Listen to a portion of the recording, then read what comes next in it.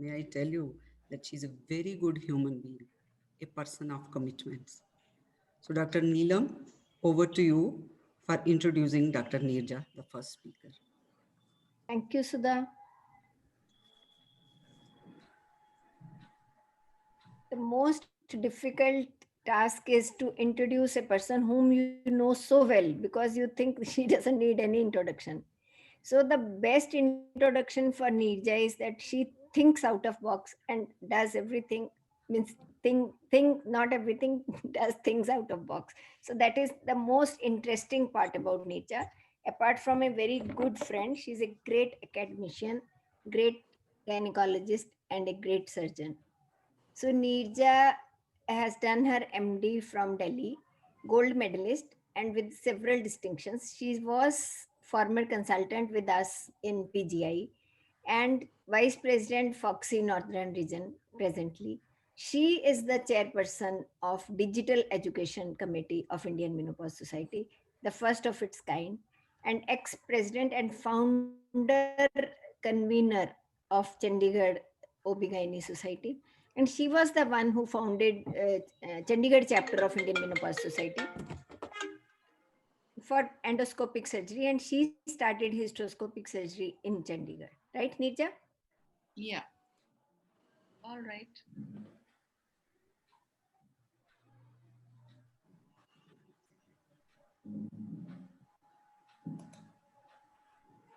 So, good evening, everybody, and good evening, Jignesh, Anita, our guests of honor today, and good evening, Ambuja, Neelam, our chairpersons today. And thank you, Sudha, for inviting me so many times to Jammu, and this time, of course, virtually. And we are all here together. And of course, a big good evening to all the participants, especially those from Jammu who have always given me so much of love. So, what we are going to do today, we are actually going to walk together and try to simplify intermittent fasting so that our understanding of this particular thing is so complete and that our practice then becomes very logical, very flowing. So, let me start by saying that every time you think of fasting, you're always thinking of obesity. Obesity is a very big public health problem, and I won't go into great details about it. We all know. What was interesting to me here was that there is an involuntary increase of body weight, see, more for men than for women, but every year it involuntarily increases. So, you like it or not, there is going to be a factor of an excess weight. Whenever there is an excess of weight, so there is going to be certain problems like insulin resistance and dyslipidemias, inflammations. It'll give rise to a whole lot of chronic disorders like diabetes, cardiovascular diseases, fatty liver, and some cancers. So the traditional way that we have actually done to deal with obesity is to do what we say is daily or a continuous.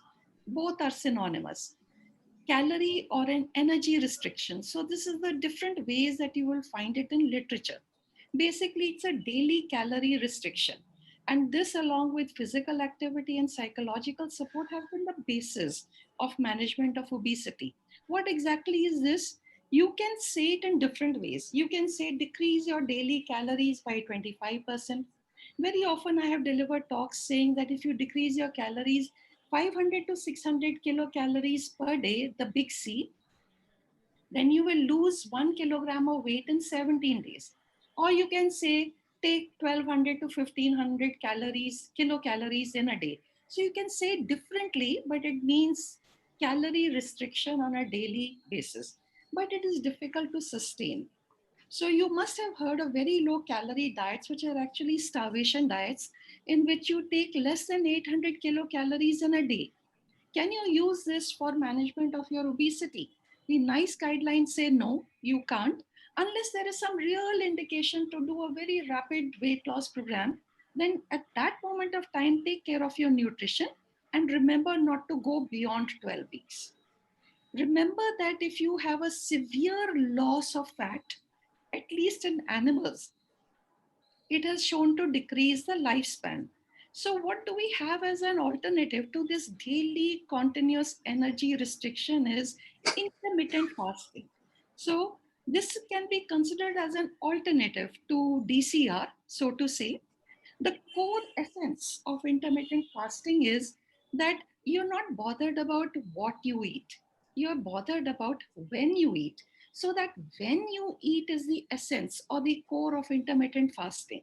The premise is that you feed normally on all days, but you alternate it with calorie restriction for short periods of time.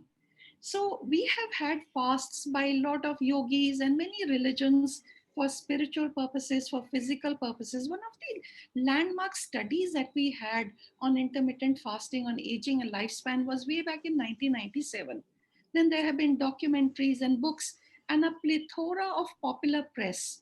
What is our purpose? Our purpose is to do a systematic evaluation of whatever literature we have so that we can look at all the current evidence and decide whether intermittent fasting can be used as a program to manage or control our obesity. So, in humans, we have different types of intermittent fasting. One type is the alternate day fast, where you are eating for 4 days and fasting for 3 days. On the days when you are eating unrestricted, ad lib or ad libitum, as it is known. On days when you fast, you don't take any energy, food, or drink. Now, there it is good. It's as good as DCR, but the hunger is very troublesome and it does not decrease over time. So, as a public health policy, it is not a very acceptable method. You can modify this alternate day fast and do what you do is you're not doing 0 calories on the day you fast. Like here, you're doing 0 calories, but on the day you fast, you're doing a severe restriction of the calories that you take, and hopefully on non-consecutive days. But the most popular one of the modified fast is the 5 is to 2. This is the one which is most popular. Few studies have been done. It is good for weight loss, but not much literature is known about the metabolic effects. And it, in one study, it said it is better than the time restricted feeding. So just note, because sometimes it causes a confusion, that the F in this place is feeding. The F in the other places is talking about fast. This is the way they have designed it. So time restricted feeding means that you fast for 14 hours in one day, in 24 hours, and feed, say, 10 hours, and then you progress. You can go up to fasting for 20 hours and eating only 4 hours. The extreme form of a TRF is a 1 day meal, which many yogis, our Nath Babus and those sadhus, all those babas, a lot of them, they do the 1 day meal. It gives rise to good weight loss, but the hunger is very bad and it is very difficult to sustain. So it's something not that we all can do. Now, what we are looking at here is what I found in literature is that the weight loss is substantial. Sometimes the weight loss is more than what you expect. Sometimes it is not. So it can be used as an important approach to weight management. What happens in those cases where there is a moderate amount of weight loss or not very significant about amount of weight loss? What I found was that the benefits of TRF are dissociated with the amount of weight loss that has happened. So if you can absorb this, that sometimes you can argue that the benefits of TRF is because they lost this weight. So let me tell you, the literature says that even when there is only a moderate amount of weight loss, TRF has got huge metabolic benefits. One of those is that there is a decrease of the waist circumference. We all know that waist circumference, or the measurement of the waist, is a very strong anthropometric measure for body mass index, the BMI, and the amount of visceral fat that you have, or the truncal fat that you have around your liver and the pancreas and the gut, kidneys. This visceral fat is actually very metabolically active. What does this word mean? It means that this fat, the more you have of this, the more likely are you to have insulin resistance. What they also found that is if you decrease waist circumference by 9 centimeters, you could have as much as 9 kilograms of weight loss. It correlates. Now, in addition to this, it decreases insulin resistance. So progression to diabetes is decreased. Now, if you look at this list, there are actually waist circumference, insulin, lipids, hypertension, leptin, adiponectin, anti-inflammatory, oxidative stress markers. All of these are stress markers for cardiovascular disease, which decreases. It has other benefits too on the entire health span of an individual, on fatty liver, on asthma, on multiple sclerosis by decreasing the inflammatory and oxidative stress markers. Neurogenerative degenerative disorders, it has found to have great help. Recently, I took a talk on neuroplasticity and anti-aging, and I was surprised to find that intermittent fasting has great benefit in neuroplasticity or anti-aging effects of the brain.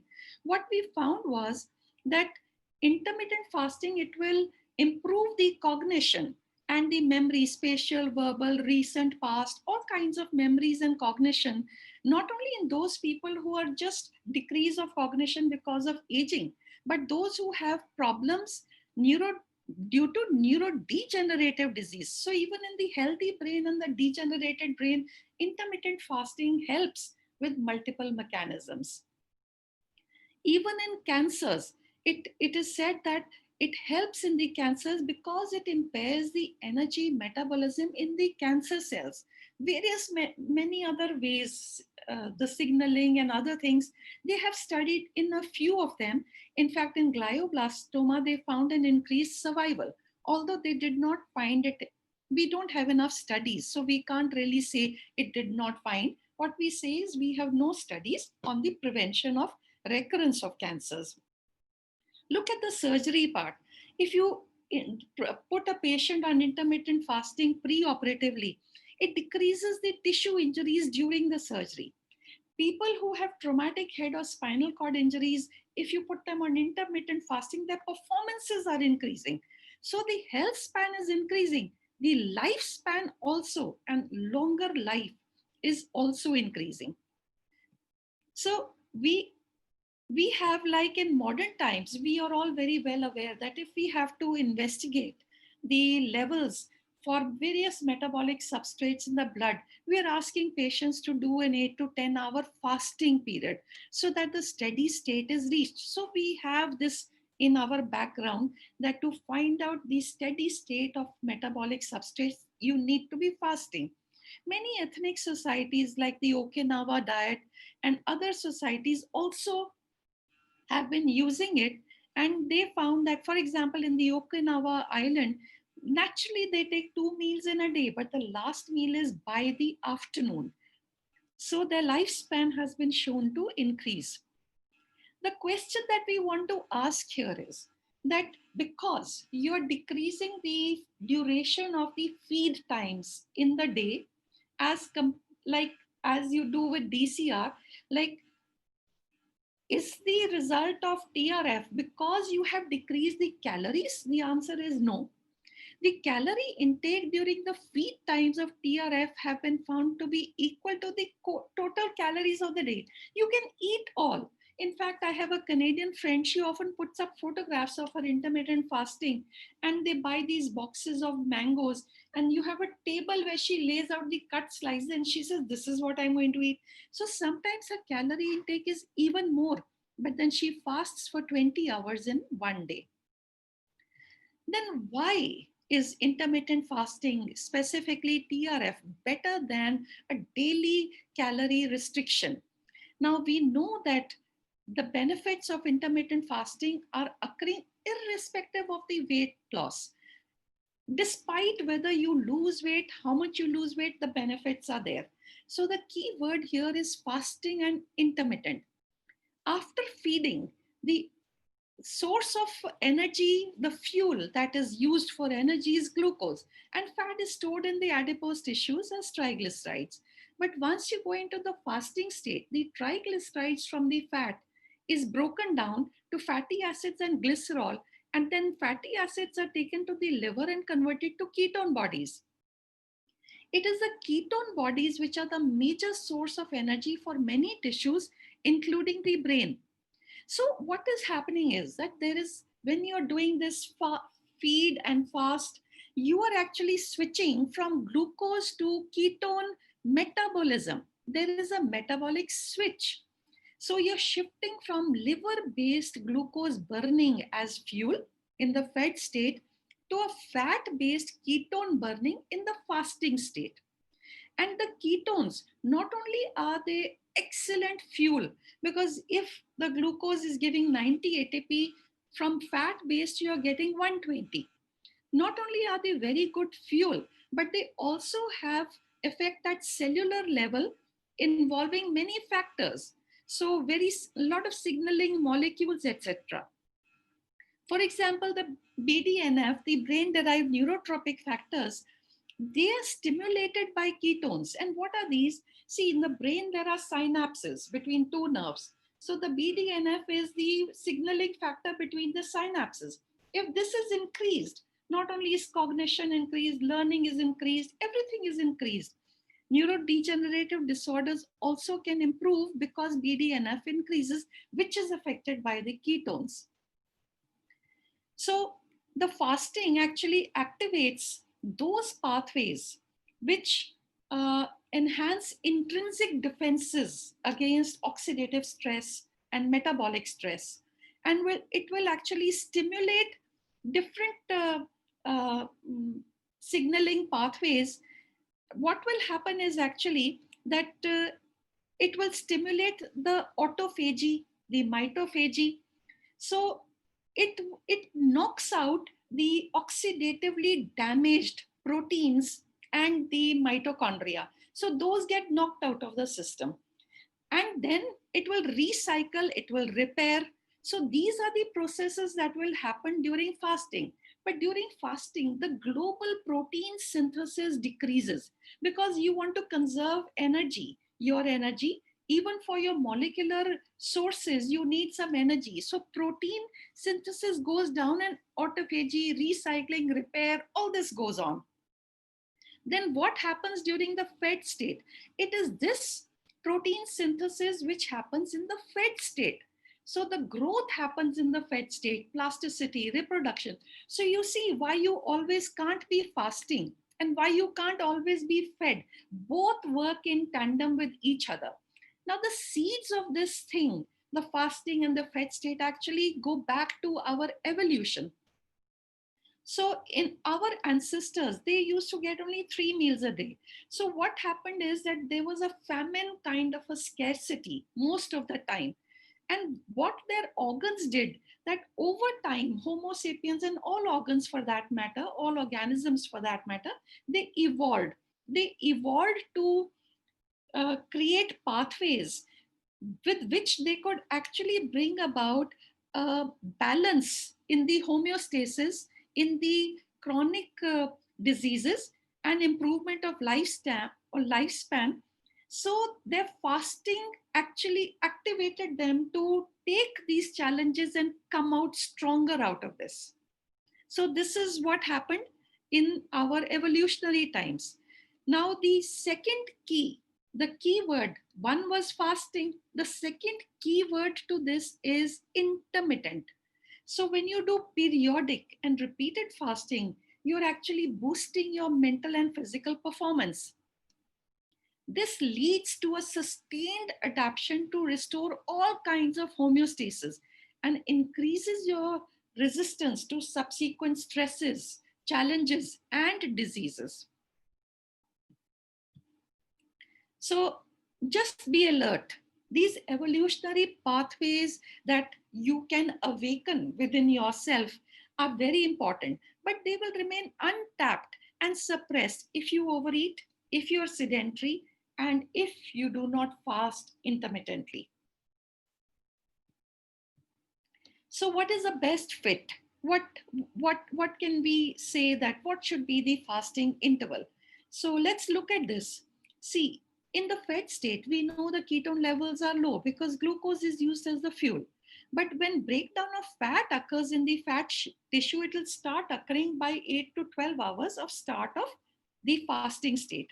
It is this timing which actually will indicate what should be the fasting interval. What they have studied and told us in literature is ideal fasting is more than 14 hours. And generally, what people do is 16 hours fasting, 8 hours fed. So it is 16-8. As I already told you, the calories that you take during feed time can be equal to the total calories of the day. It is immaterial how much of calories you're taking in that fed state. The trick is shifting from glucose to ketone metabolism. That metabolic switch is the important thing. The quality of food, of course, in your feeding window should be good, and all your nutraceuticals should be there. This is not the purview of my talk, so I will not go into details of this. But just to alert you that your quality of food should be good.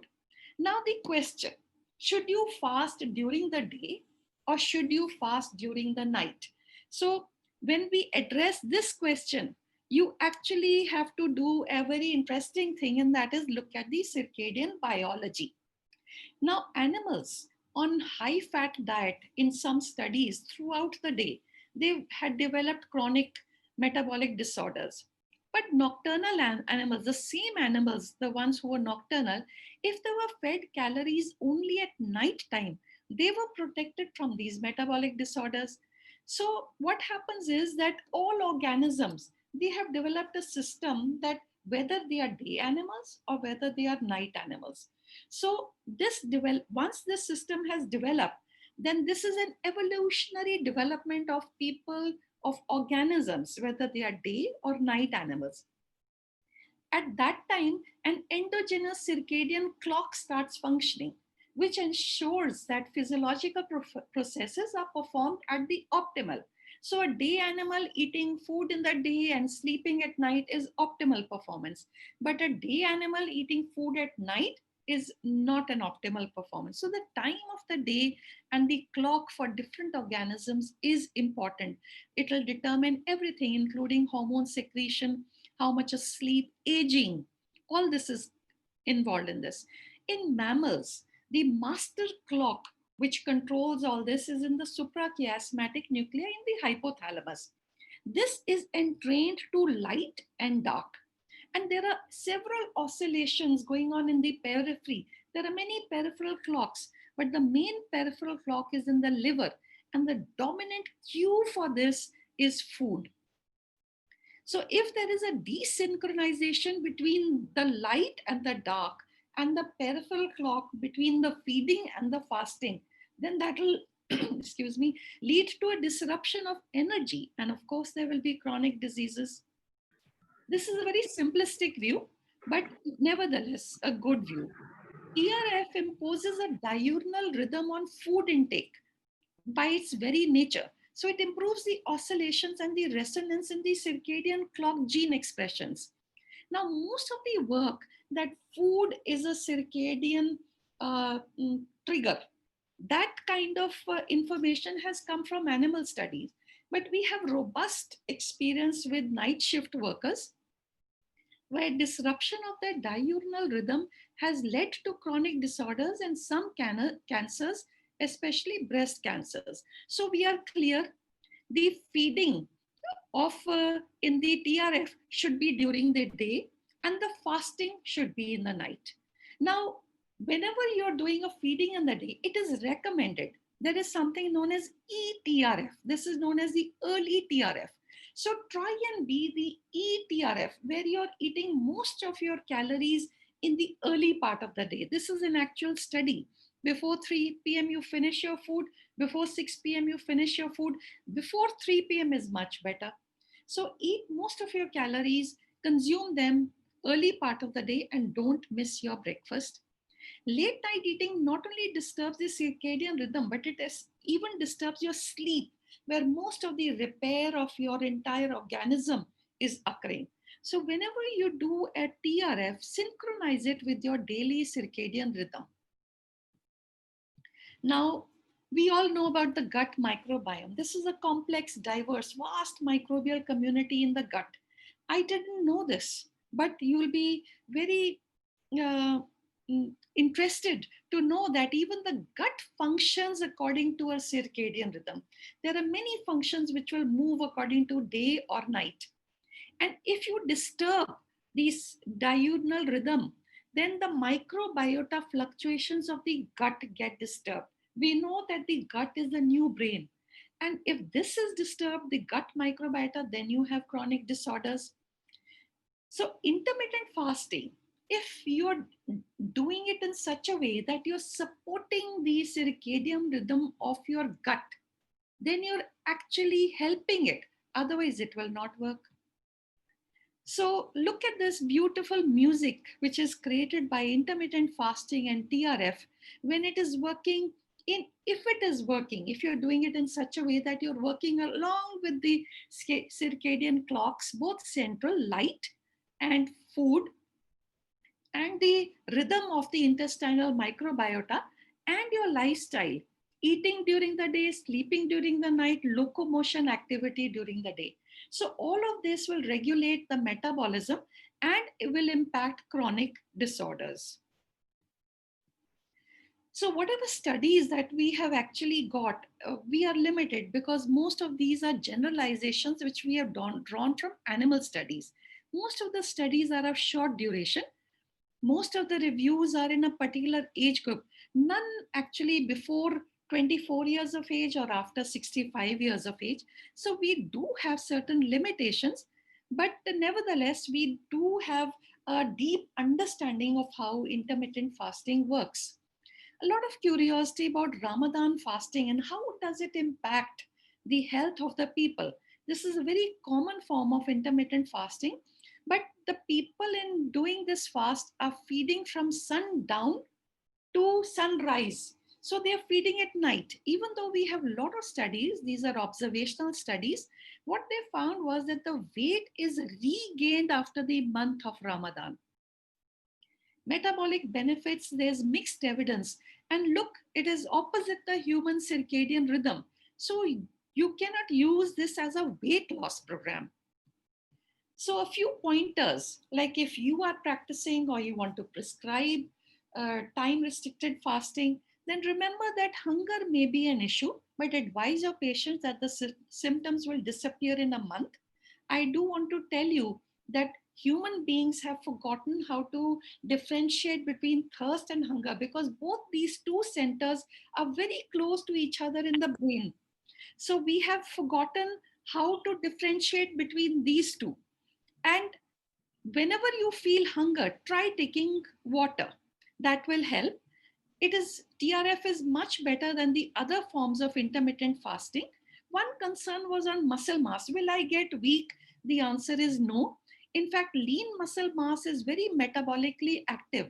So the minute you use the glycogen of the muscles to provide you with energy and you get a lean body muscle mass, that consumes a lot of energies. This is of benefit even in menopause and andropause for the sarcopenia and the protein loss which happens in the muscles in these two states. The best thing to do is that you add resistance exercises. If you add intermittent fasting and resistance exercises, the effects on the muscle mass are tremendous. And you should be knowing this, that resistance exercises actually work best if there's a negative calorie balance. The biggest limitation is that we do not have enough knowledge among the students as well as among the physicians. So do abstain from intermittent fasting in diabetes, but you can do it under supervision, but not in all those unhealthy um, eating disorders where you're doing a self-restriction. There are certain categories where you should abstain, the extreme underweights, adolescents, pregnancy, breastfeeding, and there is no data in the elderly. So till that time, maybe you can abstain. A few practical aspects of the intermittent fasting regimens. It is suggested that if you do want to go in for it or prescribe it, then introduce the intermittent fasting regimen very gradually over few months. If you're doing TRF, then you decrease the feed time window over several months. So ultimately, by fourth month, you have come down to 6 hours of feeding and 18 hours of fasting and 7. If you're doing 5:2, you're eating 5 days, fasting 2 days. The two fast days should be non-consecutive.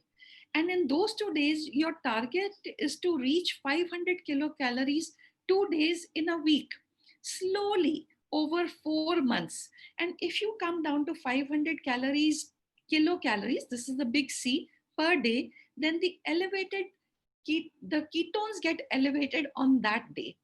Do involve your nutritionist and give all the information that you have with you to whomever you are prescribing it, and keep in touch with them for positive reinforcements at all the time.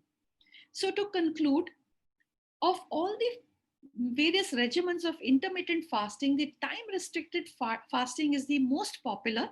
It improves health span, which is so beautiful, as well as the long life of the people who practice it. Although we have limited human studies, but we have good data from animal studies, which we can generalize for humans. And this will help not only in weight, in metabolic functions, health, long life. Incorporate fasting at regular intervals and eat according to the normal daily circadian rhythm. Eat during the day and afternoon, and fast and sleep during late evening and night. So, thank you all for a very patient hearing. I hope you picked up something, anything.